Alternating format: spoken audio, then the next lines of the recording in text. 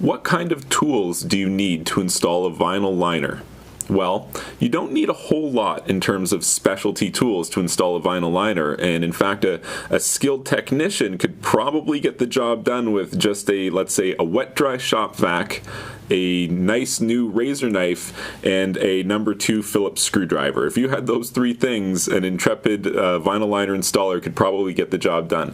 Now, in reality, you're going to need a few more things to make your life easy, but ultimately, it's not too much. A vinyl liner technician doesn't really use a Shop-Vac anymore these days for installing vinyl liners themselves. It's something that used to happen maybe a few decades ago. Normally nowadays you'll have an actual purpose-built tool, a vinyl liner vacuum. The Shop-Vac, however, still is a primary tool that you're using for cleaning pools.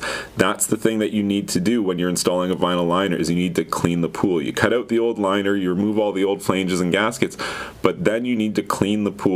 Clean it top to bottom so much that there's not even a little bit of sand or gravel left covering the floor, because something like that underneath of a vinyl liner is going to be very visually obvious. So a Shop-Vac and brooms and that kind of thing is basically the majority of the process in preparing a vinyl liner pool in order to hang a new liner. So you don't need a lot of specialty tools. Basic hand tools like a couple of screwdrivers, a razor knife, maybe some pliers, or a set of channel locks might come in useful depending on the orientation of the pool and the things that you're encountering and dealing with. You might find like a cordless screwdriver is helpful if you have like a flange and gasket system for a set of steps, which could involve 40, 60, 80, 100 stainless steel screws that you need to uninstall and then reinstall when the new liner goes in. So a cordless driver will definitely save you a lot of wear and tear on your wrist using screwdrivers.